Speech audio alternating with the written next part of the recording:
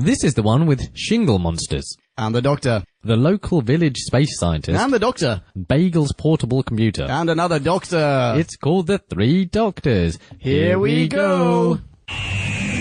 We're embarking on a voyage all through time and all through space. Countering Daleks, Talent Ood, and the Cybertronic race. Sontarans look like taters and Silurians all have wonky scales. And the Doctor has a TARDIS, we're reviewing all his tales. Who back when? Reviewing all of who there is. Who back when? Subscribe and rate on iTunes, please. Episode by episode, we're trudging down this temporal road. Come join us on this odyssey. What other choice could there be than Who back when? Who back when? Welcome, ladies and gentlemen, to C065 of Who Back When, a Doctor Who podcast. Or Doc Past. That lovely interrupter voice that you hear was Leon. Interrupter. Yeah, that lovely interrupting voice is what I meant to say. Is none other than Punk and say hello, Punk. Hello, Pongs. And I'm Nick. How you doing, Expect guys? that level of humour. Yeah. Coursing through the veins of this episode. So we're definitely both a little tired on a Thursday night, but we've got these delightful Hawaiian screwdrivers. Yes, we do. That Leon has made. So that's vodka and pineapple juice. Yeah. But Leon is also supplementing. I'm also quadruple fisting the Tesco brand Red Bull copy. I mean, they've just flat out ripped it off. It's called Blue Spark. This episode brought to you by Blue Spark. By Tesco Blue Spark. Expect the velocity of my speech to increase gradually during this recording. I'm really sorry, at Tony Dead. So, momentous occasion, ladies and gentlemen. Yes. We have reached the 10th anniversary special. Yeah, and also the season 10 opener. Yes. Yeah. So appropriate. And it features 3 doctors. Wait, say what now? 3 doctors. Oh, thank you. I genuinely couldn't hear you.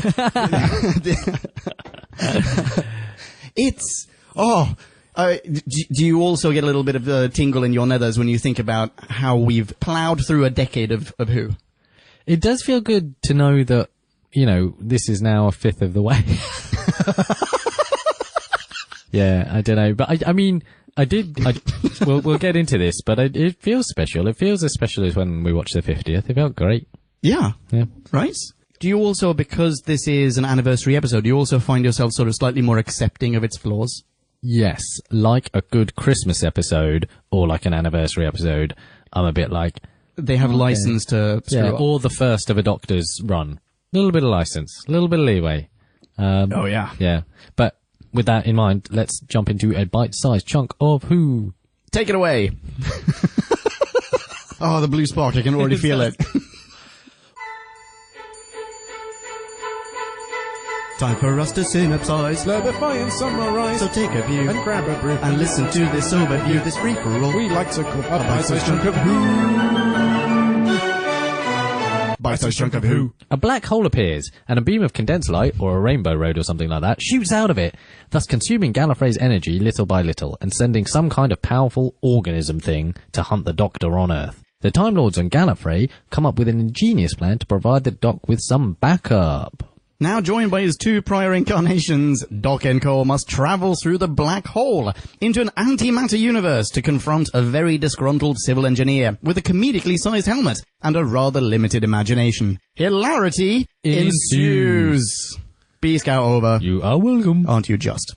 Holy smokeroonies, and sit with me, Nick. Cheesecakes. Yes. Oh, man, Tesco, you make the best energy drinks. I'm going to get more increasingly tired, and you're going to just be like doing laps around my limp body by the end of this. I'm going to need you to keep it to a 7. Okay, I apologize for that. You know bucks, like money, bucks. Yes. Yeah, so imagine you set that on fire and you just run electricity through it. I feel like a million of those. What does that mean? Which is fitting. So start us off with a question, because what did this serial mean? Oh, I've actually written that this is in a time before energy drinks. I had the wherewithal to write 5 potential intro questions. 5 potential, okay. I don't know where to begin. I have tons of questions about this episode. Like one of those episodes that restarts. You know it's a bit of a trope in sci-fi that restarts because of something, like a Groundhog Day scenario. Yeah. There was one recently in the new Star Trek. I was just going to say, yeah, the time loop. Let's do that. Let's start 5 times with your introductory questions. That's a brilliant idea. Okay. Hit me with number 1. All right. Number one. Okay, question number 1. Are we to believe that the Brigadier never, ever peeked inside the TARDIS? That's a serious question. Actually, that definitely took me back, and Benton for that matter. Yeah. I was sat there like, Well, Benton I can sort of get, because he's... I mean, like, he's been sat in unit for ages. Yeah, like, often with the door open, by the way. And occasionally the Doc pops in to tinker about and stuff, doesn't he? Yeah. And try to get it working. Yeah, no, I didn't like that. Why would you not? We didn't That's need really them weird. I'd prefer them to have just gone, yeah, this is the TARDIS. Oh shit, it works. It does it. That would have been better. Yeah. That it goes somewhere. Yeah. And it wasn't just a big trick with mirrors. It's like a functioning thing. I guess so, yeah. But then actually they've fucking seen it. They do... In with Troughton Error. Were they ever inside it, though? No, but they've seen it. They know they it have does seen stuff. It. Yeah. But I mean, they've seen the TARDIS. It's not like he goes like, wait, hang on, when did you put a blue box in this room? Did they ever go inside it? It's bigger on the inside. It's that aspect of it that I feel they really ought to know. Because the first thing that happens if you put a massive blue box from a different planet that they know travels through space and time and contains lots of alien technology, you put that in, as he even says, a top secret military facility. That's a quote from the serial. Surely there's just some standard HR protocol that says for health and safety reasons we got to have a peek inside, right? Or for health and safety reasons, you must never touch it. Oh no. Oh no. That's how HR works. Oh, damn you, HR, you found my Achilles heel. This is, no, you know what? I buy it. Yeah. I buy it. Fair enough. Yeah. Have you got any more first questions? Yeah. Oh, dude, so I have a question for you. Hit me. We should have that music from the radio in Groundhog Day every single time. Yes. Okay, so did you ever expect to see all 3 Docs in the intro sequence? You know, the intro animation, where we see Pertwee's face, right? Did you ever think that maybe we're going to see all 3? Like for episodes 2, 3, and 4 at the very least? No, I didn't. I thought that'd have been probably a bit too, like, cerebral. You know, it is the opening of the 10th season and all that, and this is more gimmicky than it is a lot useful. It's just more of a, we'll see if we can chunk them all in for the 10th anniversary. Okay. So it wasn't something that crossed my mind necessarily. Okay. I hadn't thought about it until episode 1 came up. And as in until the intro animation came up. It was like literally within seconds you see Pertwee's face. And there was a moment where I thought like, oh wait, are we going to see the face morph into like, you know, Hartnell and Troughton? Are they going to do something like that? And they're like, no, we don't. And I was just a teeny tiny little bit disappointed. Oh. First question? All right. Yeah. I heard it. No. Okay, in the whole the dark side of my mind sequence, do you remember that? Yeah, what? Which is just like, can we just say that is the what the fuck moment of this serial? I didn't come into my mind where we will do cartwheels on a black. Just FYI, I'm a Morlock. That's gonna be. That was my question. Is that Omega without his mask? Well, so I had imagined that because I was like, what the fuck is that? And then later on in the 4th episode where they take off his mask, I thought that's what they see, and they're like, fuck. Or even worse. Or even worse. In a sense. But I was like, I honestly didn't understand that. And I really didn't understand why they just repeated the footage 3 times. Or the same cartwheel? The same, like, judo cartwheel. Yeah, like, exactly. Sorry, not cartwheel. Not a roly-poly. Exactly. It's like... Yeah, it's like, you've had enough. This doesn't help me. This, like, and also, do you want to see more of that face? Yeah. You want to see more of it, because up until now you've just seen that comedic, really impractical helmet. Like, no wonder every arch is really tall. Otherwise you'd have to crouch all the time. I mean, we're getting off. You've got more questions, right? But like, so you're going to build a helmet. Cool. Yeah. Helmet to shield you from stuff. Great. Awesome. Why does it need giant prongs? Like, surely it just needs to cover your face and nothing else, because everything else is a wasted mask. I've got more questions about all this stuff, because everything that is in there is just a figment of his imagination, basically, right? Like, no, that's a rich vein that we're going to have to get into. Okay, let's put a pin in that. We will revisit it. However, do you think the face that we see in the dark side of my mind sequence, again, what the fuck, do you think that is how he imagines the damage has affected him? I think that's like him on a really good day. Oh, really? That's him. Hair's on fleek, nails are fresh. Wait, hair's on fleek. Oh, yeah, you know what? Yeah, I saw that he had combed his face flaps. They were all perfectly aligned. He, like, weirdly skips and, like, does T-Rex arms. Like, what the fuck is your deal, man? Just stand up straight. Hey, do you want a first question, just to set us off? Yeah, start us off. skipping to the end, just briefly, we're going to come back to the beginning in a moment. At the end, the black hole, it closes or whatever it does, and it shoots out whatever, in whatever manner it closes, it apparently recharges all of Gallifrey's iPhones. Like they just all of a sudden go, we have so much power. Like we got tons of power now. Yeah. And he says, once again, it was Omega who did this. Like, just like before he gave us something, he closed himself off in the antimatter universe, and he gave us something, i.e. the knowledge of time travel, with the ability to travel through time. Now he is given... super big question right there, but go on. Yeah, we will get to it. And this time he gave us lots of energy, right? It's something like that. Yeah. Yeah. So how the fuck does the Time Lord know that it was Omega? He doesn't know what's going on in the antimatter universe. He just knows that there's a beam that's shooting in, draining their rifles. He does know. How? Because of the First Doctor. Who has not seen... Well, I mean, at least he has knowledge because of from the other Doctors. And Really? they mind meld. Oh, they do mind meld. But mind meld. wait. Oh, yeah, you're right. Shit. Yeah, it's watertight, man. But what's worse, though, is that it's like, look, we stopped this failed intergalactic terrorist. Thanks, guy. Like, no, he bid to destroy you. I don't care if he was a nice guy once upon a time, but fuck this guy now. You know what? You brought up the Star Trek Discovery episode. Yeah. That felt a little bit, for the same reason it was disappointing as the end of that Star Trek Discovery episode. Where it's like, no, this guy has literally killed you 50 or 60 times. Don't set him off on his honeymoon. Yeah. Incarcerate him. Do something horrible to the man. Anyway, yeah, whatever. Spoilers for Star Trek Discovery. That was way. Do we need to somehow bing bong that shit? I like it. I liked it as well. Yeah. I'm coming around to the thing. Yeah. Whatever. Do you want to first question? Just to start us off. Little hand in my...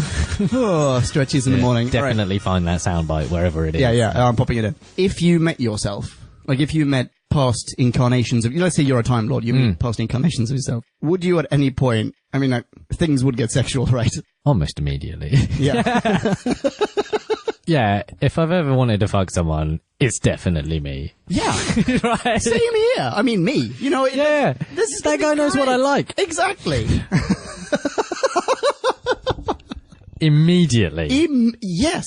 ASAP. And make the third one watch via like satellite hookup. Stuck in his time, Eddie. Old me. God, what are you guys doing? Don't change over. Don't look away. From that very classy and respectful reference to William Hartnell, shall we maybe segue into talking about William Hartnell?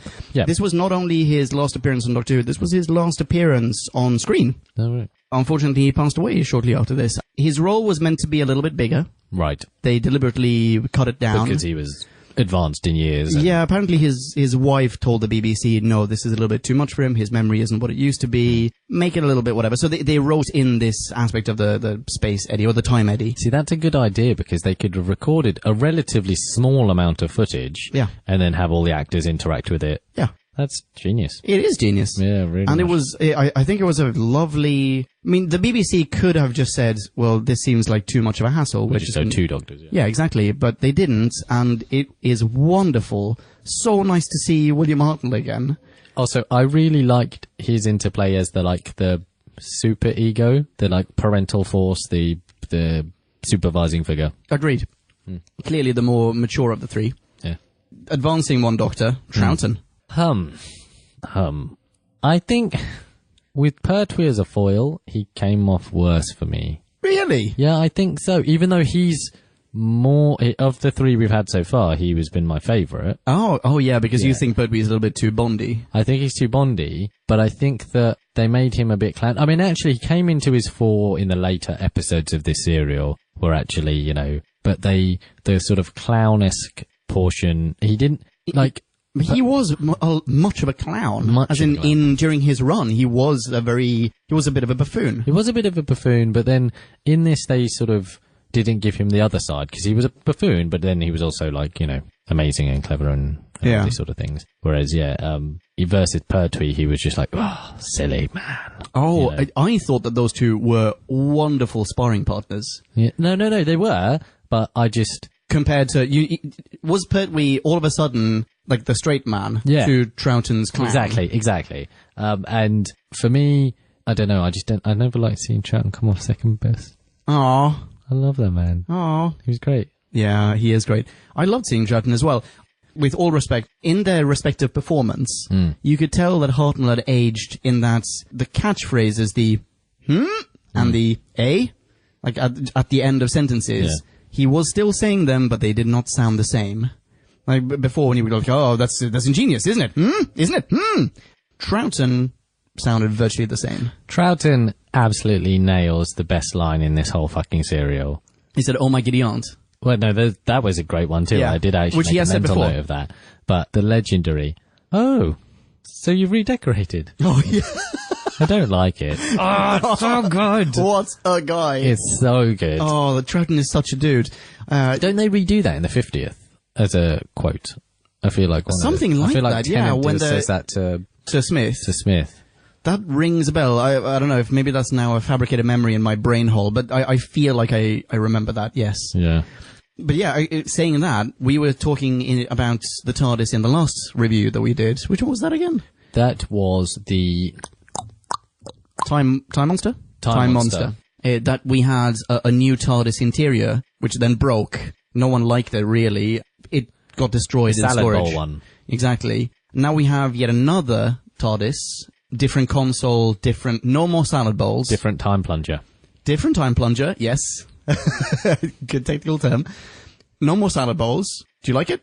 Yeah. Is it better than the last one? Yeah. As in the singularity one. The one that was just one. Yes, yeah, exactly. Yeah, it was better than that. Oh, much better. Yeah. I was not a fan. Weirdly, for Time Monster, you popped this on Facebook. And I mean, you popped the Time Monster episode, like, hey, what do you guys think of the Time Monster, I think? Or you popped that on Facebook. And I recall someone writing, my favorite iteration of the TARDIS. You idiot. Have you not seen the one have you not seen the one of the Three Doctors? It is infinitely superior. It is much nicer. Really like this one. Yeah. Okay. Are you done with your first questions? Yeah, I think so. Right. I'm going to go in a weird direction. Oh, hit me. Should I Why- take off my shirt for this one? Yes. Okay. Just kidding, I'm not wearing a shirt. Why no Delgado? For the anniversary. Right? Yeah. Master versus the Three Doctors? Maybe there could be three Masters. Do you know what I mean? Like, Yeah, I know.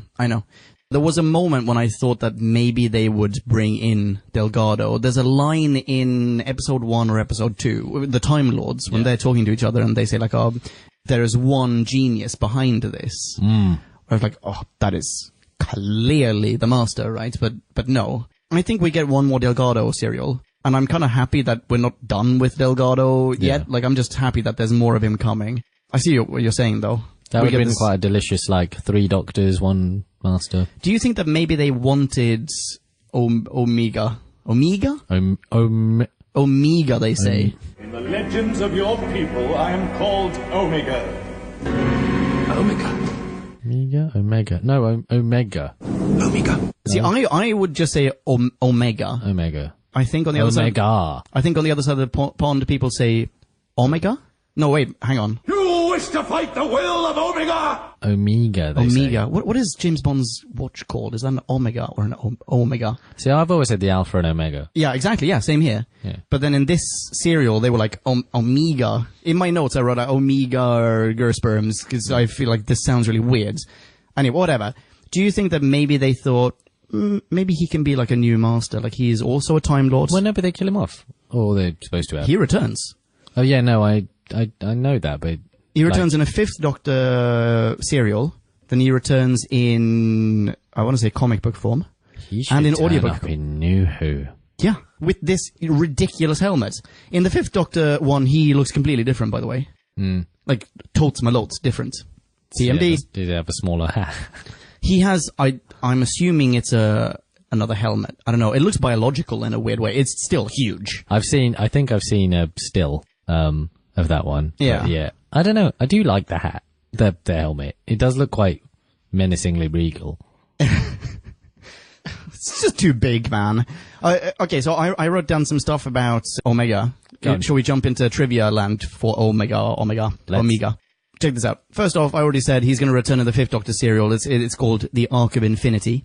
He's going to return in one audio venture called Intervention Earth. In that one, he is played by the same actor who plays him in this one, a chap named Stephen Thorne, whom we have encountered in Classic Who before.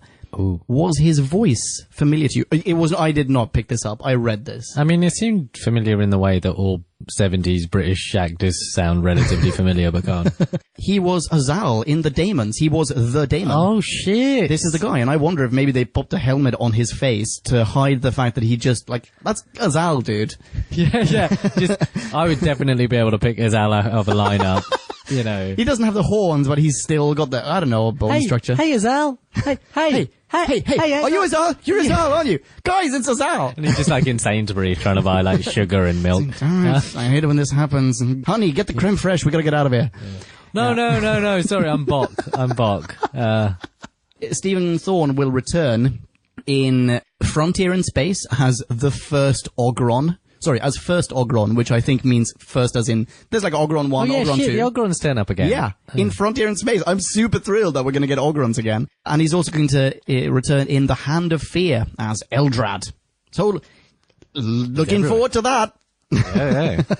Voice like a, let's say angel, but literally the opposite. Yeah, exactly. Voice like a daemon. Yep, that's it. Okay, let's talk. Where were we? Let's talk mythology then. Okay. Because this is quite a nice, New Who really takes advantage of Gallifreyan mythology, or we get so much of creating it. stuff. Yeah. That there's a Time Lord, and this is the last Time Lord, and blah, blah, blah. Yeah. And so we get what is essentially a genus level, what they call him, a solar engineer, Yes. who engineers the supernova that creates this black hole so that there's enough energy so everyone can be traveling about time. Is that what he did? So he literally just charged everyone's TARDISes. That's all he did. I don't know what the fuck the interplay is, but he does specifically say, before me, all you couldn't, fuck off around time. Yeah, exactly. Oh, Now, vodka. where did you all get your names?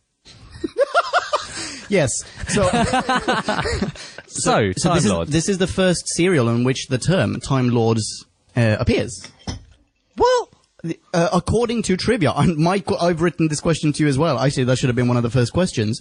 Haven't we heard that before? No, that's bullshit. I feel like we've. No, it's fine. I'll do a blue spark and vodka. No, you know why that is bullshit? Is the first Pertwee episode, minimum, they talk about the two hearts and the blue blood and all that sort of shit.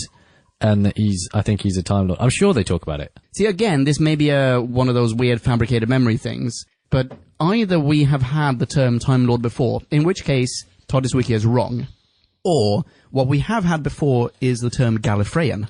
Oh, maybe. And Gallifrey as a planet. No, don't they talk about the Time Lords and them sorting out, when he can do stuff, and when they take him on a mission, and Katie Manning's always like, who's doing this? And I go, it's the Time Lords. It's the Time Lords. Oh, isn't that right? Shit, you know what? You're totes my lord's right. You know what? TARDIS Wiki, where do you get the nerve? TARDIS Wiki is trying to gaslight us. Hang on, sound the Tesco Blue Spark klaxon, because I'm opening the second. Shit is going up another gear, ladies. That's like half vodka. Half vodka, half I'm going to be Blue Spark. sleepy happy. What, dude, it's not like I'm draining you of energy. I'm not omegaing you. I'm I'm getting my energy from the thing. Anyway, hang on. So what are we talking? Wait, I was saying. Yeah. What were you called? Oh, right, yeah. Well, there is a line in this one, towards the end, like episode 4, where Omega, whatever, says, you and your bros, you went off and became Time Lords. And I was stuck here. And before that, I suspect they were just Gallifreyans. No, but he keeps calling them brother Time Lords and all that sort of stuff. Yeah, I think that's just because, hey, screw you, I'm one of you as well. I think the line, I think it's a fluff. Right. I think, maybe this was a mistake in the first draft of the script. Someone caught it, and they go, okay, this is sci-fi. Easy explanation. Make it wibbly-wobbly. A wizard did it. And thus, that line in episode 3 or 4 was punched in. Like, they just say, oh, well, you and your, peers, you went off and became Time Lords. You were not Time Lords before. And I guess you could have different readings of it. Like, you were Time Lords before, but you were actually able to practice being a Time Lord rather than, theoretical Time Lords. You were practical Time Lords. Whereas the other... Before, they were just spacious cupboards. They had no They had TARDISes, but Yeah, they just like- did nothing. No, it was just they transported through space. it's just a cupboard that was like, check out this lovely walk-in wardrobe. 3,000 square feet. Being a real estate agent on Gallifrey. Gallifrey must be the easiest job in the world. What an easy gig. Except you have so much competition as well. That's true. It's just like, oh yeah, this a lovely one-bed flat. It's the size of Sweden. Exactly. Oh, we got it. All right. So anyway, Yeah. So I think I'm not buying that as a flop. Okay, fine. That's summa summarum. Okay, more things then. Yeah, let's hear 'em. Right. So, I dare you to find a flaw in this. so you are a civilization, an unnamed civilization. Yep. Right.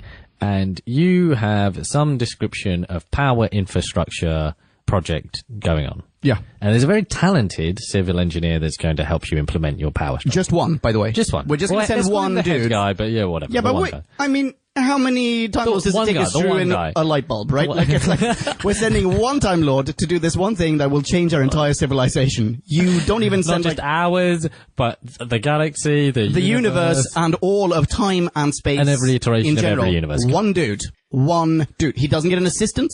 He doesn't even get like an intern next to him, like holding a wrench. Let's not worry about the actual thing, but I'm just going to say talk it as an analogy, right? Yeah. So we're a civilization. Yep. There's a power plant or we need something, right? We send one dude. Yep. And So far I'm buying it. and he, he does whatever he needs to, the connections, makes the power thing, and then dies in the attempt. Yeah. Is he a hero for all eternity? Yeah. Or is he slightly incompetent? Oh. Okay. Did he die from negligence, or did he get trapped into this because he was negligent? Okay, so alternate Health and theory. safety is what I'm trying to say. Alternate theory. So the parallel that I'm going to draw is, if you recall, in Web of Fear, there was one guy who ran the entire BBC news department or something. Yes. Colin here. Colin here from BBC Everything. The C stands for Colin. the British Broadcasting Colin. Okay, so I'm going to draw the parallel to him, because I figure, just like the BBC at the time, were like, Colin, you bring everyone coffee, you stay in London while the rest of us evacuate, and you run the BBC, and everyone else, like, they're now just happy and sorry somewhere, just sort of chuckling, going, fucking Colin. In the And same by the way, way, Colin, I've counted the paper clips, alright? There should be 27 paper clips when I get back. now go and film some TV episodes with this audio recorder. As I believe was the case in Web of Fear. Anyway, so I reckon there's a good chance, like a pretty healthy chance, that the rest of the Time Lords were like, whoever flips the switch is going to get stuck in the antimatter universe. We don't want to send lots of us in there, because, we're great. Let's send one dude. Hey, Omega! No, not you, Epsilon. Omega. Come over here. We got a super special job for you. Yeah. I reckon he was just collateral damage. They're like, we need to flip a switch. It's going to cost a Time Lord. Send a dude. Send some dude we don't really care that much about. And then he sacrifices himself for it unknowingly, unwittingly. But like I said, then they love him for generations. Or yeah, that's true, because, it was a great thing, right? Whatever. The Romans crucified Jesus, but there are tons of Catholics in Italy. I don't know. What? Is that the same? Is that the same? Does Jesus give people the ability to time travel? Because I understand the appeal a bit more now. You are leaving that in. Oh, wow. Maybe I shouldn't have more of that stuff. It's so good, though. It's really good. So I'm going to run home. I am home. I'm going to run to yours and back again. Okay, so yeah, either that or I have no other theory. I don't know. And also, like, when the doctors are pleading with them to not, murder them and then go back to the matter universe and murder everyone else. Do you mean before they have the... Oh, actually, I have a couple of questions about that. When they interact with Omega for the first time and he's like, I hate the Time Lords, they abandoned me. And... Yeah. Is this pre or post? You have no face, buddy. Pre. Very much pre. Okay. Because they're like, well, no, you're actually very revered on Gallifrey, etc., whatever. Yeah. Oh, and he says, yeah, exactly. And he's just like, nah, fuck it. This is the you went away and became Time Lord scene, Yeah. I think. Yeah. And I mean, I guess maybe he's just gone loop-de-loo. Right, okay. That's exactly what's happened. Fair enough. He's just gone insane in... Has he spent, I mean... millennia. Virtually an eternity. Okay, right, there. Going nuts. This is a great fucking seek. Alright. Great seek. Is that... So he spent eternity in a place. Yeah. I mean, you know, quote-unquote eternity. Quote-unquote eternity in a place. Yeah. That bends its very being to your will. Yep. This is... Yeah, I've got copious opinions about this. What does that look like for you, Leon?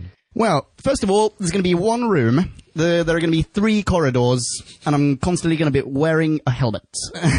Okay, because for me, Yeah. I want the place to be full of bubbles. Not like lovely, fluffy bubbles, But like herpes boils. pus like, bubbles. Like herpetic assistants Yeah, that yeah. don't speak. that look both bubbly and crispy all at the same time. You know, in the way that infections do. It would be great as well, I think, now that I think about it. I probably would have... I mean, interior decoration, that's great, but exterior decoration, that's where it's at. I want to put this in a quarry. Can we put it in a quarry? I'm going to imagine a quarry, because I can imagine whatever I want. I'm going to pop it in a quarry. Or a beach that I think the brig says looks like Chroma, but actually I'd more like to look at like just barren wasteland. Yeah, that'd be great. I mean, Barren like, wasteland. Also, I'm thinking Mad Max, but with even less plot. and instead of like, you know, Adonis butlers or whatever, Yeah. I want piles of the same crispy infection bubbles with a claw. Is that too much to ask? That's what heaven looks like to me. You know, yeah. This is incredibly dumb. It's also the whole, like, well, let's ignore the fact that he has the worst imagination ever, and he hasn't, like, you can just recreate the world as you know it, right? Yeah. Yeah, I mean, maybe you'll know that it's fake, but it doesn't matter. You can still make yourself happy in this world. Yeah. Taps could actually, there could be like a cold tap, a hot tap, and a milkshake tap. That could be the world you live in. Do it. Do it. But no, not gonna do that. Well, guess you're dumb. So then the only thing that's left of him, because this antimatter has been corroding, like whatever, the only thing that's left of him is his imagination. That's nonsense to me, because the only thing that matters there is imagination, and the imagination is what, I mean, if imagination is, and the idea of self is enough to sustain the self in this universe, then why does he not have a face? I mean, it's basically like... I see what you mean. It's Dr. Manhattan is what I'm thinking. Yeah. You know, Dr. Manhattan in Watchmen, Yeah. he is just intellect in this world, Yeah. where, when he gets beamed out or whatever. It's just atoms and intellect, and his intellect can then shape whatever he wants. And fine, he loses part of his humanity, or all of his humanity. It's just logic and whatever. But He's an amorphous energy being of, you know, iridescent light. Yeah, but you know what he has? A face. And a giant blue dong. I mean, why when Does you have a take off, giant blue dong. why when you take off Omega's helmet, is it empty there if he thinks that he has a face? The idea that the last thing to go is the thing that is thinking of the thing, so it's never ending because it's always thinking of itself. Yeah, that was my point before. I don't, like, there's no such imagination. It's not even intellect in this. I think they say imagination is that's all you are. You've imagined yourself, and therefore you are still there. Yourself still exists. That means everything else is completely irrelevant. The only thing that is relevant in this world is the imagination, and it can never corrode away. Like, it will never disappear. It sounds wicked. It does. It's, oh my god, do you know what it is? What? It's the Nexus. It's the Nexus. It is the only interesting aspect of Star Trek Generations. Interestingly going to become the Doctor Who / Star Trek podcast. At some point, he will run into, it's Kirk who has the weird egg. He makes an omelette of alien eggs. Yes. Yeah. Exactly. Before he has a pony ride. And this Whoopi is the Nexus. Goldberg will tell you how it works. Yeah. In an incredibly overrated scene. Overrated? The film is overrated. Oh, the film is overrated. The whole thing. Actually, that's Whoopi Goldberg. No, She's a Whoopi treasure. is Whoopi-tastic. She has won an Oscar. She's got an EGOT. And an Emmy. She's an EGOT. She's an EGOT, yeah. Yeah. What does T stand for? Shit. I've got Emmy, Oscar, Grammy, Terrapin. If you get all three, they just give you another one. They give Congratulations, you here's have won. Terrapin, yeah. you got the ego. we thought that sounds a little bit oppressive, so we gave you this little turtle. anyway. So I don't know. I think we're running around in circles here, but the fact that he can imagine his face in the "here's the dark side of my mind" scene, isn't that the face that you would see when you open up his helmet? Absolutely. Yeah, right? Because that's a face that he has created. His imagination has, made into being. And then he looks in the mirror, it's like, oh shit, I don't have a face. Idiots, imagine one now and get it back. How are you seeing it? What do you imagine you see? Yeah. What is happening? I figure the way that his eyeballs work, it's just like the camera on the outside of the TARDIS, where it's like, weirdly, you go like, hey, what does the CCTV on the outside of the TARDIS see? Oh, it sees the outside of the TARDIS. Well, how does that work? Where's the camera? Yeah, that's how he sees stuff. Right. All right. Anyway. Okay. Notes? Hit me with notes. Okay. Sweet, sweet notes. What did you think of English Geraldo Rivera? I found his investigatory journalism powers subpar. What's his name? Dr. Tyler. Dr. Tyler. Yeah. Also, his bullshit scientific curiosity. Yeah. It was just curiosity. He didn't work anything out. Well, then when he gets taken to the other planet, or whatever, that weird antimatter. Is that what's the planet inside universe. this weird safe zone in the antimatter. Yeah. He's figuring something out. He's like writing equations in the sand. He's like E equals MC squared. Obviously. That goes without saying.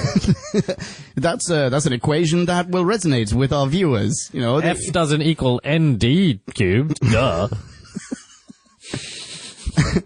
I'm just trying to make Drew's head explode.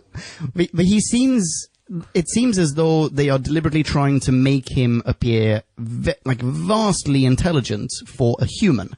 Because he's saying just by looking at this fucking gravel pit, he deduces that he must be moving quicker than the speed of light, but his surroundings he moved quicker than he moved quicker than the speed of light, and his surroundings are moving quicker than the speed of light in the opposite direction, and therefore he can see and interact with it. Something like that, he says. I was like, oh, cool, you're really clever. I'm not even gonna try to fact check that. That sounds super clever. You clearly are quite open-minded and whatever. And then the doctor tells him, right, so there's this stuff called antimatter. Antimatter? No, never heard of it. Bullshit. This is just shit. That is the dumbest trick ever. And then he has to do an actual magic trick, like fake flowers to get him to wrap his mind around it. I got you now. Yeah. Baryogenesis, you say? Huh? This is antimatter. It's a thing. Oh, okay. Yeah. I don't really even know it myself. I just know there was a physicist that was super into it. So that's English Geraldo Rivera. Can we? Gerald Rivera. Gerald. He's very intelligent, but except when he's not. Did you segue from that? Did you find that the Brigadier, and to a certain extent Joe, was a moron? Yes. Yes. Why? So I read somewhere that this was the start of the fall of bagels. They're phasing out UNIT in general, right? Because they're going to be more off-world adventures. But it's the start of the fall of bagels in the sense that he's becoming more and more of a comic sidekick in a way, rather than a serious military figure. So loads of things. First off, he's complete intransigent to understand that there could be more than one Doctor, having seen incalculable amount of weird and wonderful things. He is the most closed-minded, open-minded person. You've seen loads of crazy shit, dude. Yeah. Your mind has been blown to the nth degree, yet this surprises you. Everything's always a step too far. He sees the inside of the TARDIS, an interior that apparently hitherto he has never encountered before, but he is aware that the Doctor can do marvelous things with science and Gallifreyan technology, alien technology, vastly superior to our means. But he thinks that the Doctor has been spending UNIT's budget on mirrors to perform this optical illusion for what purpose? To what end, Bagels? I see what you've been doing. You've been moonlighting as a house of mirrors. down at Chroma Beach, because that's apparently the only thing. Like, I'm on a fucking planet in an entirely different, dimension. It looks exactly like Devon. It's indistinguishable. Yeah, he's weird. No. He's a buffoon in this one. He is a bit of a buffoon. And it's a bit of a shame. Even his sign-off, I mean, I guess towards the end, eventually he catches on. He understands, all right, so all the doctors are the same doctor. That's not so impossible or difficult to fathom. Yates gets it. Benton. Oh, Benton, sorry. Benton gets it. Benton's the clever one in this Benton's episode. the clever one. Also, now, I know this isn't necessarily the right track to go down. Go for it. But who is Joe fucking? But she spends a really long time with this area, glued to Benton's chest, right? I think that's just because Yates isn't around. So I reckon, well, maybe, I don't know if Yates is going to return. Probably he will return. But I'm pretty sure that Benton's character is going to grow. He's going to get more screen time. I would be totally fine with that. I would be, yeah. I mean, I prefer Benton. Yeah. As a character. I prefer him to Yates. They probably snogged at some point. They both have needs. Right? No. I'm just saying. I'm just trying to keep it straight in my head. She's not fucking Bagel. She's not fucking the Doctor. The unit consists of 4 people, including the Doctor. Oh, and a whole, a host of the unnamed red shirts. Yeah. The red shirts in the green shirts. Yeah. She ain't fucking them. What's up Joe today? This serial. Did she do anything of note? Not really. She vacillates between being very clever and getting things and being incredibly naive. Sort of being the regular mortal among them who isn't wearing camouflage. The civvy. Yeah, exactly. Yeah, but not just the civvy. I mean, to a certain degree, the Doctor's a civvy, right? But a regular human, human civvy. Yeah, fine. Yeah.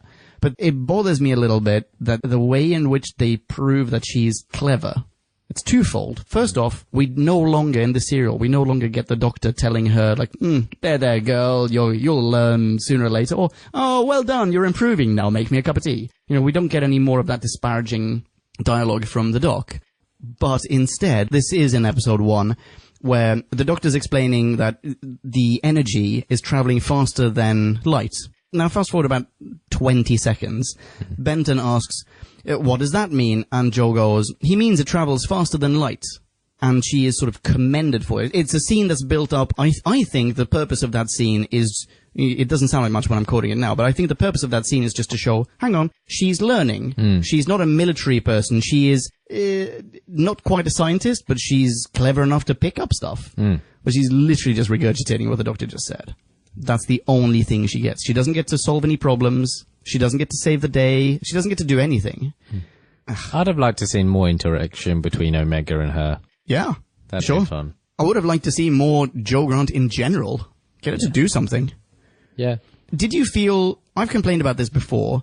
In this one, once again, she is completely ready to just sacrifice herself for the Doctor. Yeah. At the end, it's like, no, I'll stay here. I'll stay here and corrode and lose my face as well. Well, either that, or she doesn't really believe in the weird smoke transporter and she thinks the safest place is to be here. Okay, I've got a bone to pick with this smoke transporter. Hit me. Did you think that it was necessary for the smoke transporter to have, unicorn, sparkle, Foley sound effects every time that you went through it? Yeah. Okay, well, I guess case closed then. Bring. More stuff. Hit me. All right, so the top secret security establishment, quote... He held up a finger so I wouldn't speak. No, that's holding up a finger to go there's an authority behind it, and that authority is called Bagels. Bagel said, this is a top secret security establishment. Don't believe me? Watch the serial. Listen carefully. So why is it so incredibly well signposted? Is it? Everyone knows! The fucking local village space scientist can just ask the operator on the CB radio in his car, hey, put me through to the top secret military facility. Oh, hi, Bagels. And then he just walks in and tinkers with shit. Oh yeah, at one point he goes, get Dr. Tyler, he's wandering around or whatever. It's like... Yeah, but he doesn't work for UNIT, does he? No, exactly. So he's like, why is he fucking wandering around? Why should... Yeah, exactly. Yeah. Right. So, I don't get it. UNIT is... If it's top, unless it's MI5, MI6, everyone knows this is where MI5, /MI6 are. but no one knows what's going on inside it. But then you go to Unit HQ, and there are like massive signs that say, laboratory in that direction, I don't know, admin wing over here, this is where we dissect aliens we find. It seems somewhat counterintuitive.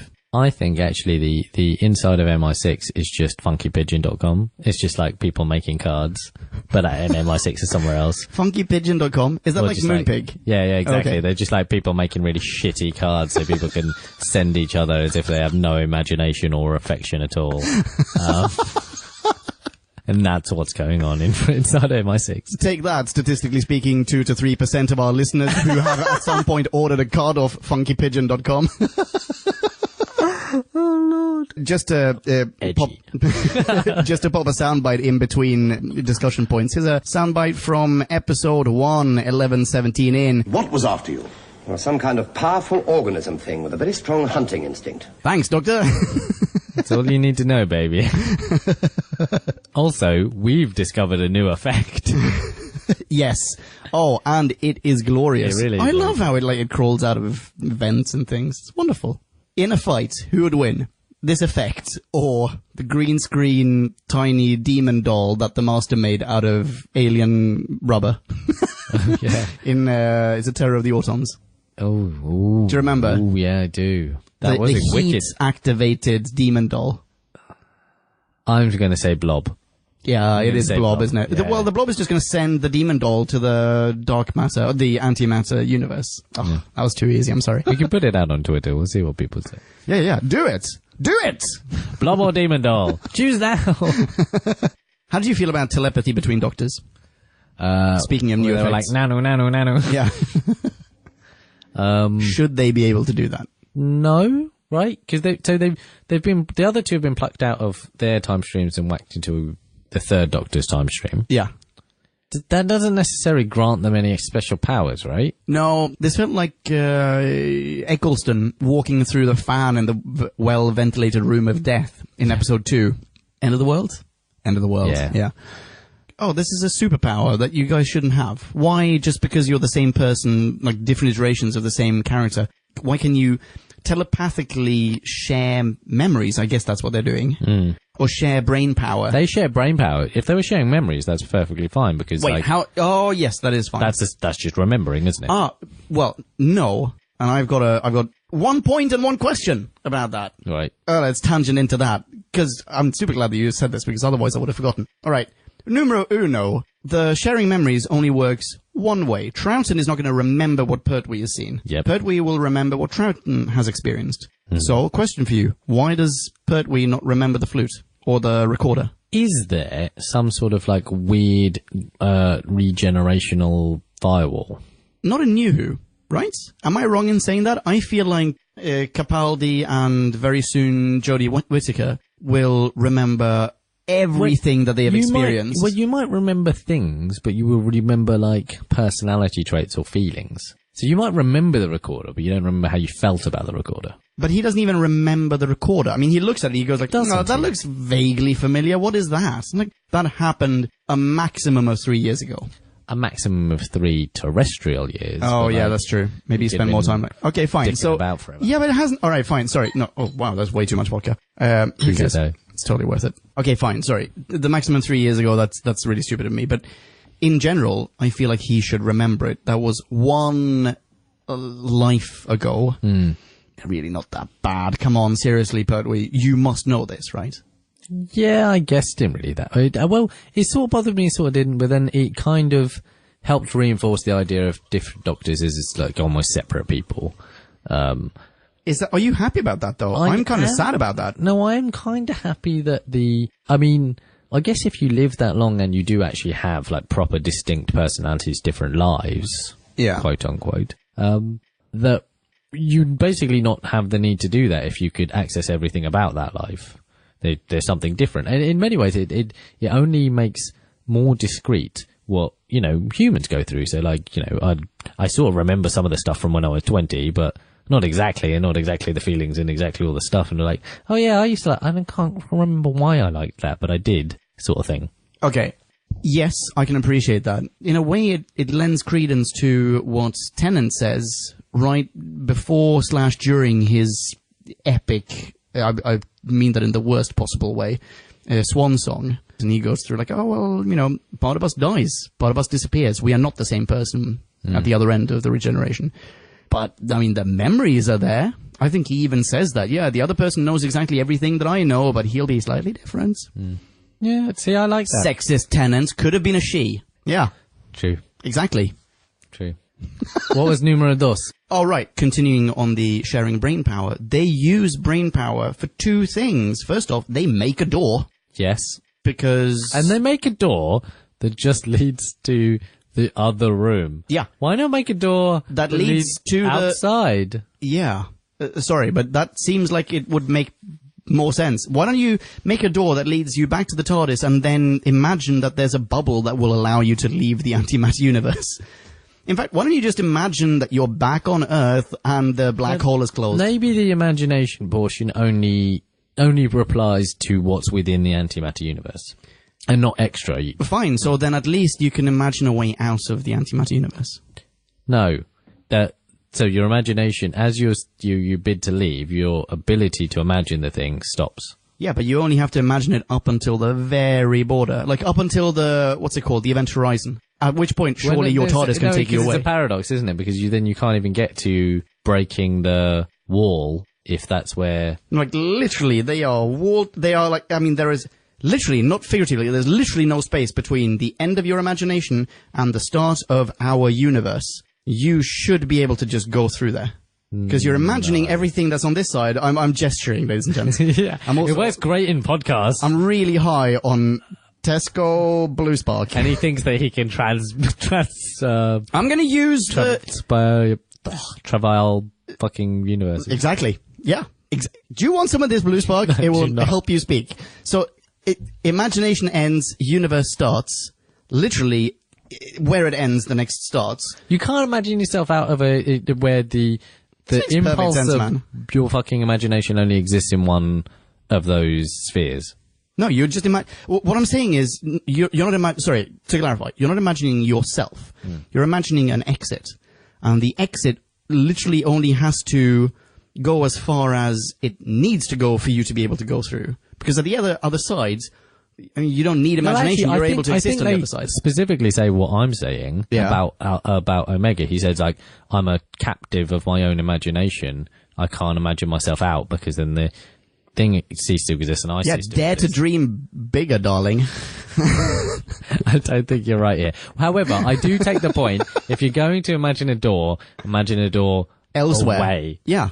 Out of captivity, not into the arms of herpetic assistants or henchmen.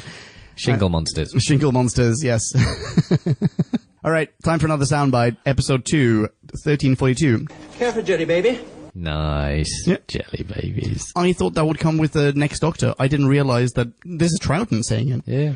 I didn't realize that. Wonderful. Absolutely wonderful. Okie dokie. Another question for you. Omega, whatever. Gersburns declares that the Time Lords must be desperate to transgress the first law of time. Again, what laws were there before you gave them the ability that is to It's in my notes! It is in my notes!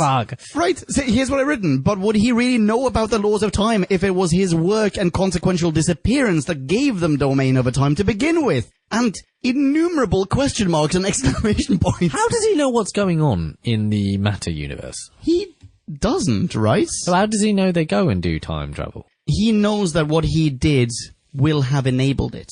So, but how does he know that it actually fucking happened and it played out in the way it did? Okay. Here's what I imagine. How did he know there were Time Lords to capture? Here's what I imagine. There's the black hole, the way that the BBC imagines a black hole to work. It's like a crack in the universe and it's dark. Like, you can fall into it, basically, or you can fall out of it. And in this case, he directs this energy beam out of the black hole onto Earth. I reckon that works and can work almost like a telescope. Like, he can peer out, at least into certain places, and gather information, gather a little bit of intel. But I don't think he's able to look at Gallifrey. It seems as though if you're able to send stuff out, why don't you just send a distress, like send an SOS, you idiots. At least, yeah, initially. Yeah. and then, you know, waits a few millennia, give up, and then go bonkers. Yeah. But he doesn't. The fact that he can direct this energy beam to the Earth and he can dispatch this weird energy creature that he's conjured into being that can exist in both universes. The fact that he can do that, I think... Oh, and the fact that he very vaguely says, go and fetch me a Time Lord. He doesn't say, go and fetch me the Doctor. He says, fetch me a Time Lord. I think that means he has a very limited knowledge of our universe. Which, I mean, raises yet more questions, right? The idea that... Certainly. So he can see some things, but not all things. Okay, fine. But why does he choose to only... So, for example, so he knows about Time Lords and they do things. Yeah. He doesn't know that he's well revered. Yeah, that's my point. He has no idea what's going on. Oh, sorry, that's not my point, but that backs up my point. He has no idea what's going on Gallifrey. So how does he know that there are Time Lords on Earth? To go fetch one? That's a very good question. Because TV show? TV show. You've trumped me again. Yeah. Yeah. No, Because fair otherwise we wouldn't have this serial. I mean, or could it be this? He can only angle the energy beam. Like, there's a limited range that he can angle it, and coincidentally, for the same reason / coincidence that every episode happens to take place in England, you know, every alien invasion starts in London, he can only target the Earth. And he goes, just find me a Time Lord. Go there, find me a Time Lord. Coincidentally, there happens to be one there. Soon to be 2. Fuck it, I'll buy it. Yeah, okay. Otherwise, it's going to be a long 40 years, isn't it? Yeah, true. Let's talk about pacing. How did you feel? I felt really good about it. I felt great about it. I feel like 6 episodes would have killed me. 6 episodes of this would have killed me. 6 episodes of some serials are perfect. Yeah. But the writing here it wasn't even that repetitive. No? Wait, hang on. Can we just take a moment? Like, let's just take a moment to appreciate the fact that this is possibly the first time that we've not said, it could have maybe been improved by having 20% cut out of it. Yeah. Well done. That's the 4 episodes. I think is a really good amount, which is essentially 2. It's like a 2 New Who back to back. Yeah, you're right. Don't quote me on this one, but I think that's what we're gonna get when we get to Baker. Oh god. To Tom Baker. So the memory I have of watching Doctor Who as a kid is 4 episodes to a story. That's what I remember. And I think that's valid for at least most of Tom Baker. That would be nice. How would you feel about that format for New Who? Oh, I love that. If there was a series, but like there was actually a set of stories that span multiple parts. Okay. I mean, not just 2-parters, but like 4-parters. Or 3-parters, I guess. Well, 2-parters. But no, 4 25-minute parters. That was going to be my counter question to you. Like, are we suddenly limiting ourselves to 25 minutes of Doctor Who per week rather than an hour? Yeah. Okay, what about 4-hour parters? It's quite a lot of time. That's quite a lot. That's an incredible investment on the part of BBC, and actually also on the part of the viewers, just in terms of emotional investment and time and everything. I feel that the scale, and this is not supposed to be a New Who review, so we'll cut this short now. Yeah. But the scale that New Who's trying to go for, the epic scale of all things, definitely the Moffat era. But isn't? Oh, sorry. Go ahead. But Moffat era Who is going for big scale and actually often runs out of time. Yeah, that's true. Often runs out of time. But you also have, you have arcs in New Who that you don't get in this. Yeah, like a cohesive 12-story... Which is it's an ironic thing to mention in an episode that quite deliberately drags elements of prior serials into, of the past decades into itself. But I think New Who just suffers from box sets-itis, Yeah. No one wants to watch. Here's like one story, you can get it over and done with in 2 hours. Whereas, actually, the fandom, and of classic Who fandom, people have really specific serials they like and that they return to over and over again. And it feels much more like books in a library. Yeah. Right? Absolutely. Whereas New Who is more like, oh, here are some characters from... It's not even a series of books. It's just like fictional characters, and we really relate to them. Do you know what? Everything blends modern day together. life's always about fucking serials. Like, oh yeah, I'm writing I know lots of people that like to write, and they're like, hey, write a book. Oh yeah, what's the book about? Well, actually, it's a series. Oh. And I'm writing 7 books. I'm like, who said they wanted to read 1? Why do you need to write 7? This rings a tiny little bell. Yeah. Fuck me. Knowing a fair amount of aspiring writers myself, there are a lot of people who just... This is book set-itis. Isn't it? / franchise-itis, Yeah. which I think Doctor Who, New Who also suffers from a little bit. The whole, like, don't create one work of genius, create a universe. And then just populate it with shit. I mean shit in the best possible way. The caviar of shit. All right. Reviews. Can I bring up one tiny thing? Bring up one tiny thing, Leon. Did you think that the country bumpkin, who just... What was his fucking deal? Yeah. Who just walks around with a rifle, he's out hunting... Yeah. Maybe No, I get that, right? I get he's out hunting in the he's real like world. the poacher from Withnail and I. Exactly, and that's fine, right? Because Yeah. that makes sort of terrestrial sense. But what the fuck is he doing in the antimatter world for like a day or whatever? He's just wandering around with his gun, and Omega's just like, yes, that's cool, dude. Well, you do you enjoy my dreamscape with your giant shotgun. Well, I wouldn't be worried about the shotgun if I were Omega. I would just go, well, I'm now imagining that your bullets have no effect on me. Done. Problem solved. Your bullets are marshmallows. Yeah. But did we really need the country bumpkin as a plot device? We didn't really, He didn't right? do a damn thing. This list goes up to D, by the way. So A, did we need the country bumpkin? B, did you at any point think that this country bumpkin would be like the country bumpkin from Terror of the Autons, who just he beats his wife and then he gets killed by an alien? Yes. I thought so as well. I didn't know that we'd see him again. Yeah, exactly. And then he's just he's this ancillary character who gets to even be sexist he gets the final line. Yeah. We end on, "You'd never believe me, woman. Supper ready?" That's what this serial ends on. His suffering. Jesus. C. Could we not just have had the village space scientist basically play both himself and the village poacher? What is the village poacher's function? D. I can answer you. I know what the fuck he was supposed to be. Oh, I see. Okay. D. Did we just gloss over the fact that there's a giant, weather balloon? Yeah, what's that? We're trying out these extra large condoms.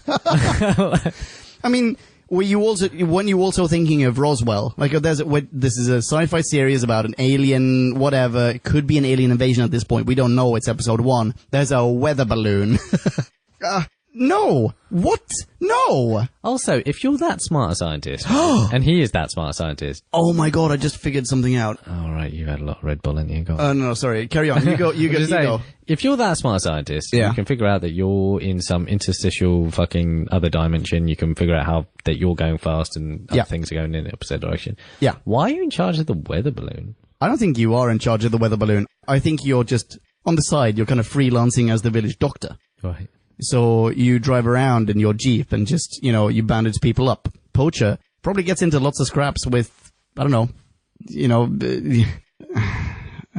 wild boar. I don't know, man. I don't know. Wild boar. So you've made this now some weird version of Doc Hollywood / The Lion King. Yes. Right. Yes, it's Timbo or Pumbaa or Timon or whatever they called it. You stop and get your other point out. Okay.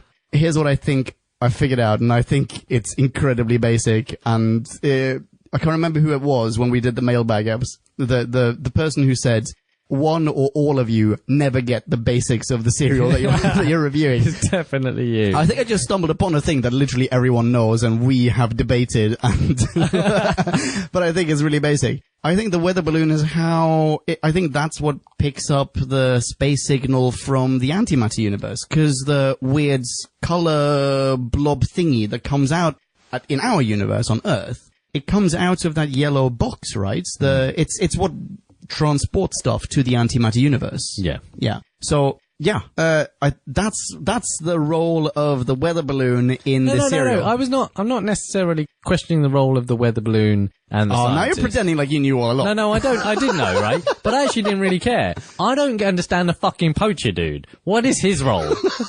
No role. Do you think in a 6-episode arc, the poacher could have been fleshed out as a character? The poacher and Joe. I think, yeah. And Joe. I think the poacher was the love interest. I think that was, The what? Like he's cheating on his wife? no, I think that, like, you His know. poor wife is back on Earth cooking for him. I think, actually, if this was a 6 episode, and actually, this is a bit of trivia that's not on TARDIS Wiki yet. Okay. Is that Omega and him actually get together, towards the end. Holy smokes. And actually, that he Get has together to, as in, like, villain and henchman or sexually? No, sexually. Oh, okay. And, Obviously.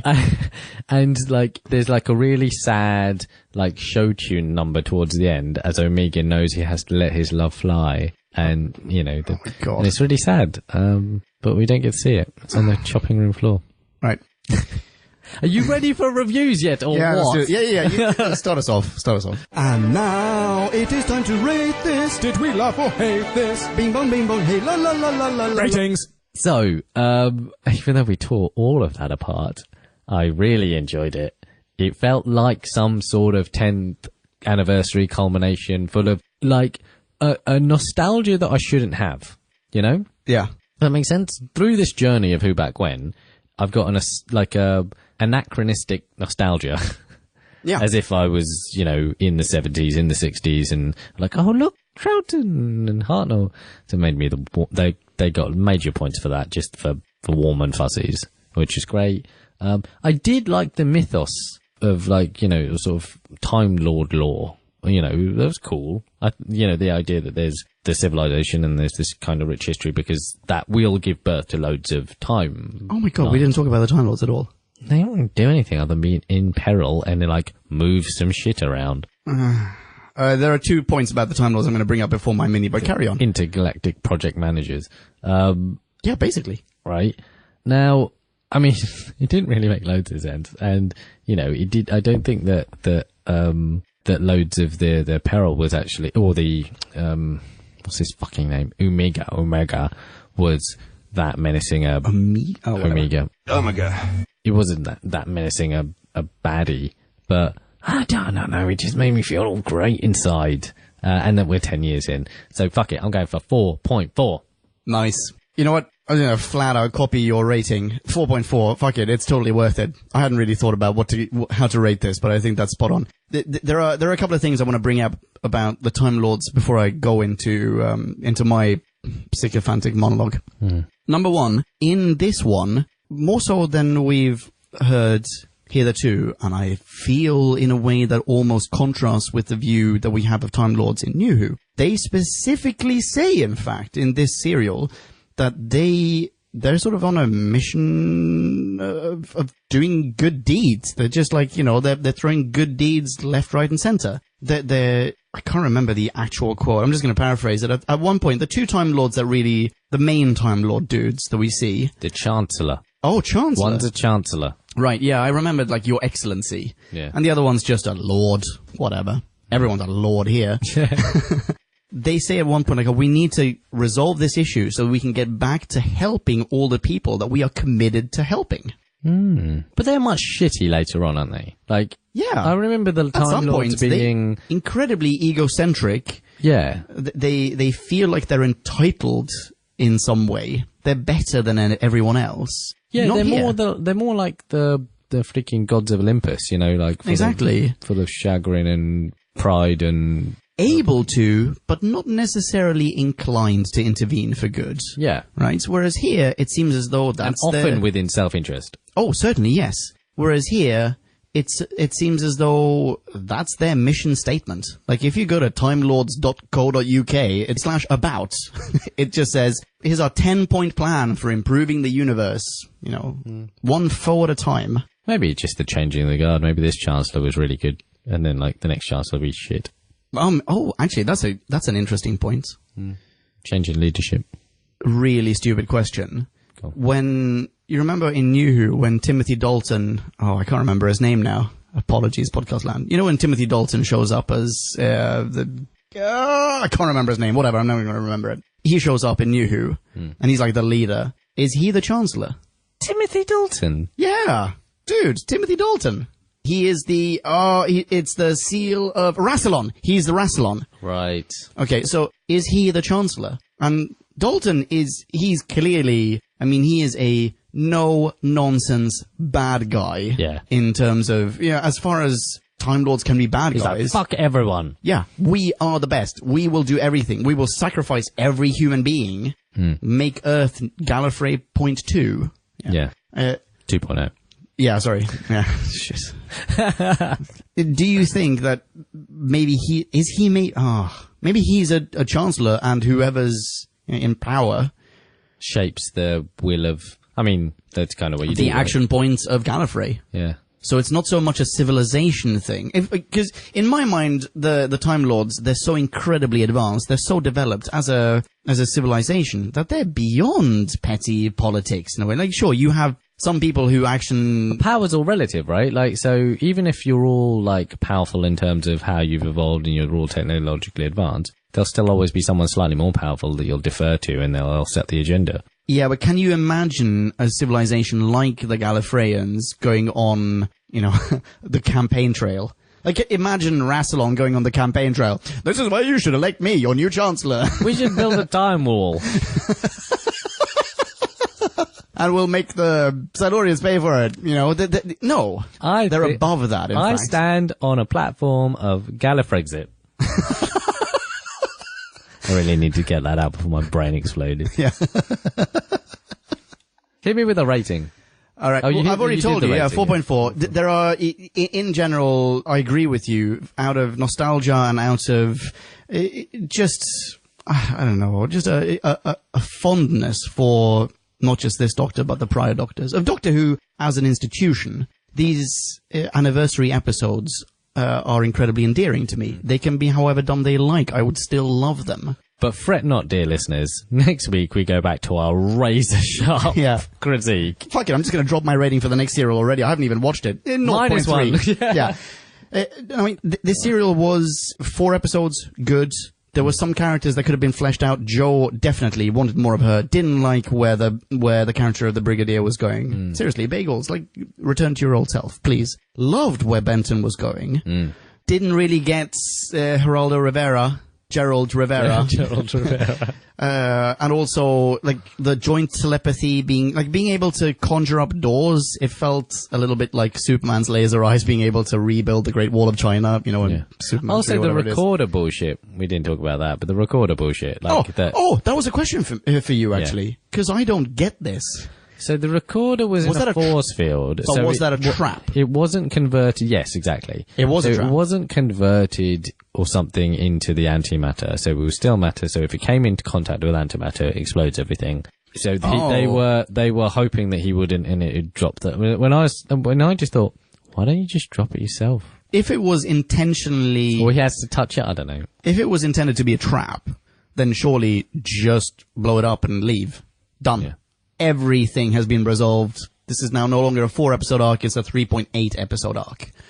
But I don't think that it was meant to be a trap. I think this was a genuine attempt of Doctors 2 and 3 to allow Omega to enter our universe. He says, or the third Doctor says, because they find his recorder and they're like, no, don't touch it. I'll buy you 1,000 recorders. Yeah, I remember. Because the recorders are part of the trap. It's very deliberate. It's part of the trap. Yeah. The recorders are the hinge of the whole thing. That's just dumb.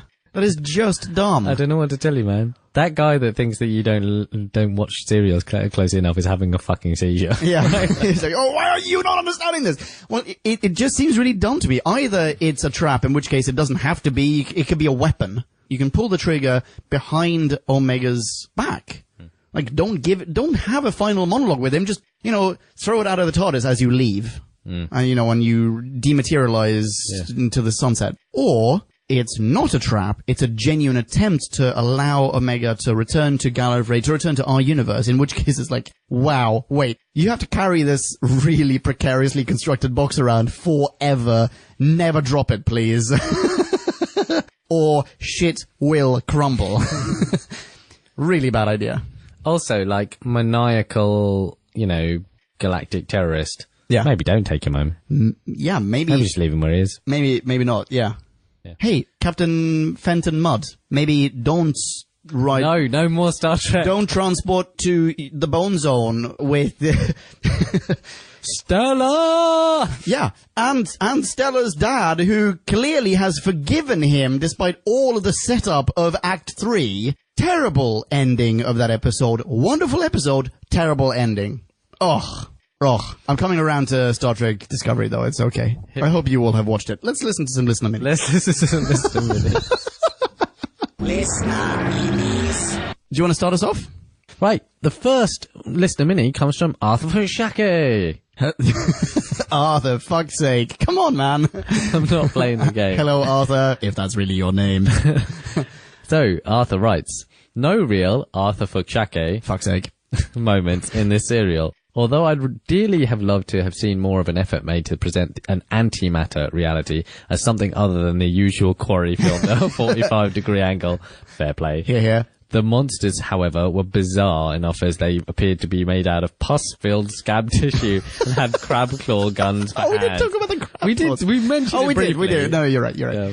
Arthur goes on, it was refreshing to see the return of a random wife-beating country yokel, even though, surprisingly enough, he didn't end up getting killed to death. Yes, Yeah. we discussed this. There were some genuinely creepy moments and enough suspense and intrigue to keep you watching. Great fun seeing multiple Doctors together for the first time and not too fan-wanky. Fair play. The interaction between Troughton and Pertwee was highly entertaining and not entirely based on fiction. Oh, I can add to that, actually. Was there proper friction in this fiction? Apparently, I don't think beforehand necessarily, but certainly following this, they became bosom buddies. And at cons and conventions, they would basically reenact this. They would just ad-lib, they would improv scenes of, the same kind of banter that we get in the serial. Oh, I thought Arthur was saying that the like tete-a-tete they have isn't based on fiction, as in they genuinely had some animosity. Oh, I see. No, I don't think so. Oh, okay. I don't think so. Arthur, if I'm wrong, please just feel free to correct me. Anyway, Arthur goes on. I liked the fight sequence with the dark side of Omega's mind. Really? I thought this was a nice touch. Really? The sequence had a dream-like quality, and there was something strangely disturbing about the appearance of Pertwee's adversary. I will say, just popping in here, pardon me, editorializing, conceptually, love it. In terms of the execution, super confused. However, when he does the weird dream sequence Omega, yeah, he proper goes for like the MMA style choke out like rear guillotine, and I'm like, shit, yeah, okay, that's some technique, fair play. Yeah, they basically garrote each other and do somersaults. Anyway, Arthur goes on. In any case, I decided to adopt the same method of battling any people I come across that fancy their chances against the dark side of my own consciousness. Holy smokes. I am unbeaten so far and have managed to hospitalize the bloke that scratched my car while reversing out of a little car park and driving off. Oh, fuck that guy. Holy shit. Yeah. All in all, a fitting anniversary special and a season opener. I would like to give this serial a 3.8. Nice. Very good. Hit Excellent. all the major points there, Arthur. Excellent mini. Next up, we got to speed through. We got a lot of these. Right, Matthew Dennison. No. Matthew Dennison. No. Matthew. As a story, this 10-year celebration is only so-so. It looks cheap, which is weird for an anniversary story. We get the Brigadier reaching new depths of buffoonery. Yes. And although I liked Omega's look and the performance, I never really bought the threat to the universe that he supposedly posed. It was really difficult to read. He supposedly posed. But none of that matters, since the spectacle of three classic Doctors working together makes this amazing. Pertwee and Troughton have such a great rapport that I could watch these two polar opposites squabble all day. And it was awesome seeing Hartnell again. It's a shame that ill health confined him to a small cameo, as I would have loved to see him berate his two predecessors in person, but at least he got to participate in the celebration of the show that couldn't have existed without him. Although in my fantasy rewrite, Ian and Barbara would have found the balloon in episode 1 with Ian instead of Ollis. That whisked must off. have been the Oh, that's the country yeah. bumpkin, isn't it? Yeah. Whisked off to Omega Land and Barbara joining up with the doctors to save the day. That's a wonderful rewrite. Yeah, good one. Beyond the docks, Benton and Joe continued to be great, and Benton's reaction to entering the TARDIS was superb. But the characterization of the Brigadier really bugs me. Considering how readily he accepted everything in early Pertwee, his refusal to believe that he could have left Earth is just dumb. Although if the plan was to write a character having a breakdown after seeing too much, then the writers are doing a good job. Saying that, corny is still great. For a story, I'd give it 2.5. For getting 3 doctors in one helping, I'd give it 5, averaging out to a 3.75. Mathematical, like it. Yeah. And he ends with, and congrats Who Back When for reaching this Who milestone. Here's to the next 16 years of classic Who. Ka-ching. Yay! Thank you, Matty. Yeah, thank you very much. Can I just add, there was an initial plan. This was, well, first of all, there was a completely different idea for this episode, as in script-wise. Completely different idea, which I think was then later on repurposed for something, I want to say something other than a TV script. But the idea was that the doctors would team up against, wait for it, death. Death itself, as in a genuine, like, Bill and Ted's, what's the second one? Bogus Journey. Bogus Journey, thank you. In a genuine Bill and Ted moment, they would team up against Death, who was somehow trying to, I assume, bring about the apocalypse. Yeah. And that was scrapped. That was step 1. Step 2, in an early version of this, some companions were meant to be part of this. Not Babs and Ian, but wee little Jamie and, what's her name? Polly. Polly. Yeah, Jamie and Polly, they were meant to be in this. Nice. As in Troughton-esque. Exactly. Idea. And guess who was against it? Pertwee. In a sense, fair enough, because he said, no, too many characters, it'll get muddied, like the waters will be muddied. But then again, you had a fucking poacher who was nonsensical, and you made no use of Joe as a companion. And the scientist, he wasn't needed. And the scientist, exactly. You can have, replace the scientist with Jamie, or with Polly, replace the poacher, replace the scientist with Polly, replace the poacher with Jamie, perfect, right? And then have them cooperate with Joe. They can have their own side plot. I would happily watch a 5th episode with just them. Anyway. Next up, Kyle Rath. Hello, Kyle! Kyle writes, when Space Donald Trump shoots off strange space lightning from his antimatter Mar-a-Lago, Mar-a-Lago on the other side of the black hole, the fake news Time Lords attempt to stave off the effects of the cosmic brain drain by sending the Third Doctor some fact-checking help in the form of his 2 previous incarnations to stop it. Wow. Awesome. Carl goes on, thus the first multi-doctor story was born, and right in the time for the 10th anniversary of the show.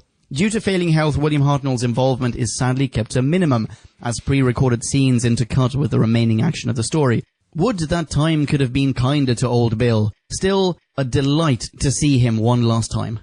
Though what must have been a sheer force of will to conjure a peanut butter and jam sandwich just before getting zapped into the black hole, Omega literally surrounds himself with both living and decorative generic blob monsters of the week, and with laser claws as he bellows and gesticulates wildly in his very best fancy party mask. One game warden with possible NARM flashbacks, a scientist who very likely experiments with his own LSD, the disbelieving Brigadier, and Sergeant Juicy Fruit Benton tag along with Joe Grant and the 2 doctors on their wild ride through a space quarry. In the end, it's a lunchbox with a recorder in it that saves the day. Despite the rather simple story and some silly effects, the serial is very enjoyable, and if for no other reason than that Pertwee and Troughton soak up all the energy on screen, whether together or apart, a solid 3.2 out of 5 for nostalgia. Wow. Were we a little bit too generous? No. I don't feel like we were. I feel great. Yeah. I feel good about myself. If it weren't for all of this... I give myself a 5.0. If it weren't for all of this energy drink that I've consumed, I would sleep soundly tonight. I gotta tell you, these Hawaiian screwdrivers have been great. Oh, I really regret my choice of drink. My eyeballs are vibrating. Kyle, thank you so much. People can follow Kyle on Twitter. He is at Sinister Super Spy. That's super without any vowels. Next up is Peter Zunich. Hello, Peter. What up, Pete? Peter writes, more aptly named the 2.5 Doctors, the story has pacing issues. Or could it be better described as simply not having enough content to fill 4 episodes? Gasp. Possibly, there just wasn't enough action and excitement throughout. After all, firing at monsters that barely move and wrestling in slow motion doesn't make for a thrill a minute. Whichever of these is the true culprit, the truth is that this story is rather dry. Interesting. Oh, I'm loving this. Peter goes on, luckily there's some sweet points to counter this problem. The 3 Doctors at once is a glorious, bold move. We get more Time Lords in action, more lore, and the groundwork for how they will be portrayed going forward. They're brilliant, but not omniscient. They're squabblers, political, corruptible, and at times forgiving. In the past, I watched this story as an old VHS copy recorded from a poor transmission. What stands out in the restored version is the detail of the antimatter creatures in the Bubble Set City. I went from hating these baby step definitionless masses to loving the colourful forms, especially in the eye which I was never able to see before. There's not much to rewrite here, Peter continues, but that's mainly because there's just not much here. Just a barren antimatter world that's apparently 1 foot higher than the regular universe. Add more character development and action and we'd really have something. As it is, we're left with some great fan service, but little more. This story rates a, now we know why he gave up the recorder, 2.4. Ooh, I like the dispassionate, that's nice. As in like the dispassionate critique. Fair play, Peter. I think in a sense, Peter is just being way more honest and realistic than we are. Yeah, absolutely. Our judgment is clouded. Absolutely. Yeah, 100%. Thank you very much, Peter. So next up, Trenton Bliss. Trenton! You better get blessed. Trenton writes, The 3 Doctors is the first in a line of multi-Doctor stories and highly regarded by most fans as the best multi-Doctor story ever. I'm inclined to agree. The 3 Doctors themselves give a wonderful performance. Pertwee is great as always. Pat Troughton slipped back into the role like a glove. Yeah. Like a glove. Very Jim Carrey of you. Yeah. And though limited in his involvement, William Hartnell was wonderful in the final appearance of Doctor Who before his passing in 1975.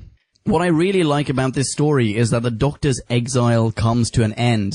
After 3 years stranded on Earth, for the most part, we can now get a full-blown travelling season, complete with Daleks and Drashings, and, well, I'm getting ahead of myself, aren't I? Perhaps I should talk about Omega first. Stephen Thorne's maniacal ranting does become wearing. Although the suspense was killing, I'm sure as to what disfigured horror might lurk beneath the Grecian mask, and when nothing was there, I'm sure everyone was surprised. This story does have one tiny problem. It suffers from padding. This story has some bits where it can get a little boring at times and really can't take a bit to get through.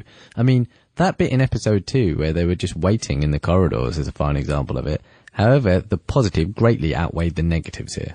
As I said, this is probably the best multi-Doctor story out there. Though not the best story ever told, it's definitely the finest television example of a multi-Doctor adventure. 3.8 out of 5. Hands down, says Trenton. Ladies and gents of Podcast Land, you can follow Trenton on Twitter. He is at Trenton Bless. That's Bless with 2 S's. Thanks, Trenton. Next up is Tracy from America. Hello, Tracy. From America. Hi, guys, it's Tracy from America.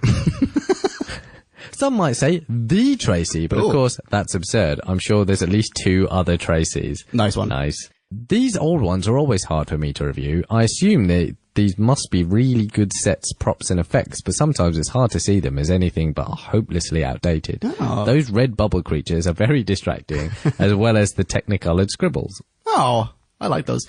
Tracy goes on the really fantastic side, I do love Troughton, and it was good to see him interacting with Bagels again.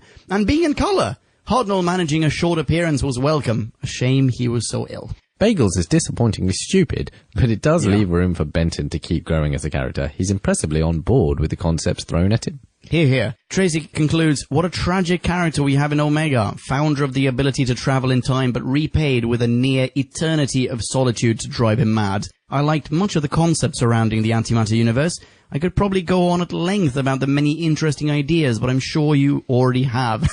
So I'll stop here. Rating, Giant Golden Mask. Which is, I think, a really solid 4.5. 4.4? I read 4.5. Yeah? Because the giant bit makes me... Oh, that's true. And golden. And golden. Golden. Yeah. And mask? And masked. Those are the words Tracy wrote down. 4.5. Thank you very much, Tracy. Ladies and gents, you can follow Tracy on Twitter. She is at Yekotnyatnuf. That's Fountain Tracy. Backwards. Holy smokeroonies and cheesecakes. Next up, we will be, I believe, dropping a new Who review. It will be of Vampires of Venice. And a classic Who, Carnival of Monsters. Ooh. The first TARDIS piloted episode since the War Games. Oh my goodness. That sends shivers down I mean, we've been off-world, but this is the first time the Doctor gets to pick. Yeah. It's the first time in a long Since the War time. Games. Yeah. That's really exciting. I'm looking forward to that. Cool. In the meantime, people can follow you on Twitter, can they not? They can, and ukulele.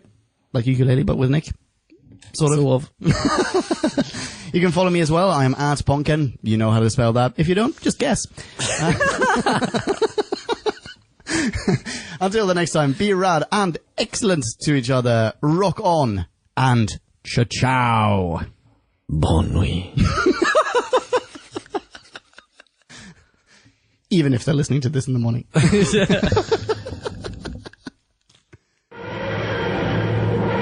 Kablamo! Did you enjoy the show? Then please do what the cosmos compels you to and spread the gospel of Who Back When. Tell your friends. Don't have any friends? No problemo. Tell some strangers. Like us on Facebook. That's facebook.com/Who Back When. All in one word. Are you on Google Plus? Then find us on Google Plus. That's plus Who Back When. And when you do, tell us why you're on Google Plus. Who Back When just got its very own Twitter account, no lie, so give us a follow. You guessed it, that's at Who Back When, all in one word. Check us out on SoundCloud, vote us up on Reddit, listen to us on Stitcher, and head on over to our website, whobackwhen.com, where you can leave a comment, submit a review of your own, and peruse our visual index of aliens, monsters, and more, which increases in kablamos with every episode. And lastly, give us a rating and review on iTunes. Not only would it make us super chuffed, and it really, really would, but as thanks, we will transmigrate your iTunes nom de plume into the credit list of trailers for fake Doctor Who audiobooks produced by Who Back When. Have a poke around our bonus episodes to make more sense of that. That's it. Rock on and be rad and excellent to each other. Catch your earballs in our next classic Who review, new Who review, or, still funny, audio Who review. Ciao. Who Back When?